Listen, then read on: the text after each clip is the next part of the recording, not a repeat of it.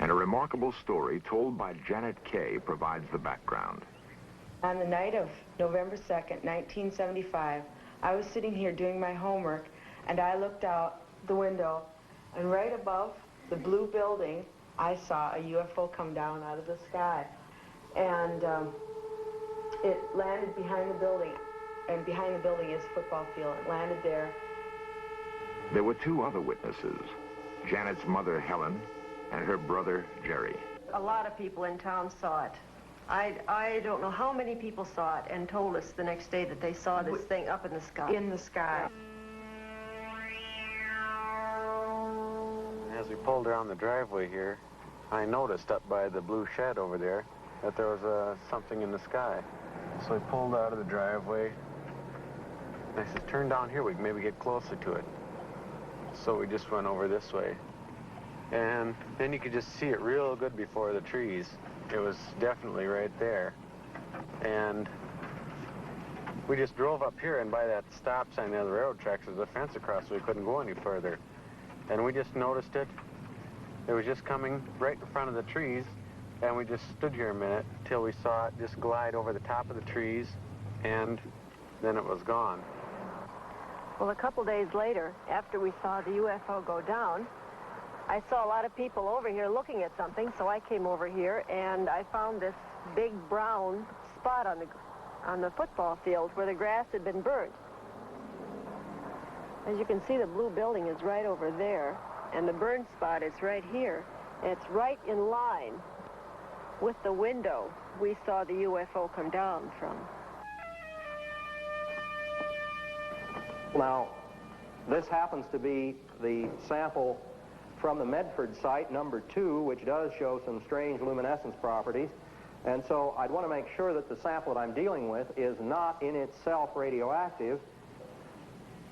And I don't find that it is. I don't see any evidence of increased radioactivity. Yeah, at the time, it wasn't scary. It didn't frighten me when I looked out the window and I saw it. I didn't get scared or anything. But afterwards, when I realized that what I had seen was unexplainable, that's when it started to get scary. And then when they found the patch on the football field, well, that got a little worse. Furnace ready to be inserted here into the light chamber. And now we've inserted the sample, which is on the electric furnace, into the chamber, and we're going to start heating it. It's been 6 months since we saw the UFO go down, and as you can see, the burnt spot is still visible.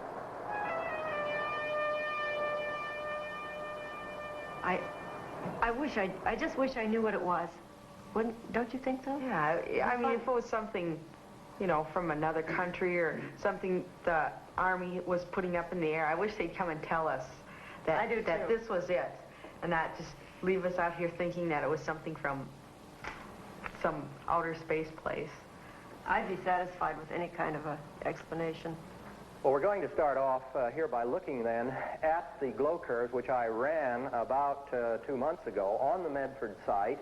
And if we look at the curve at the center of the site, we see that there's just a very small rise here. That is, the luminescence peak is very small. At the edge of the site, as we proceed along here, at the edge of the site, we discover the intense luminescence.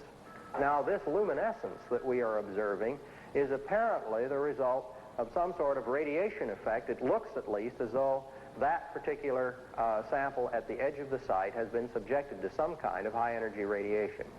If I had never seen a UFO, I wouldn't believe in it. I wouldn't believe me if I were you. Because I have nothing to show you. I can't say, you know, I saw this.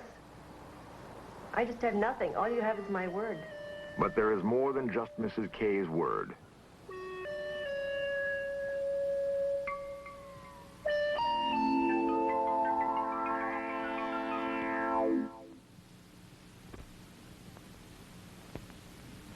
In a recent Gallup poll, 15 million Americans claim to have seen a UFO. 15 million. The same poll showed that 51% of the adult population is convinced that flying saucers are real. For those who haven't seen one, This is a recreation of what Carol Critchfield saw on a hilltop in Big Chimney, West Virginia.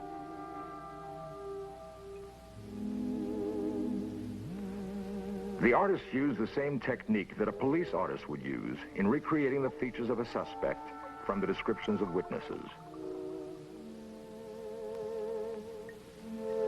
And this is what Philip Baker saw on the town road in Mellon, Wisconsin.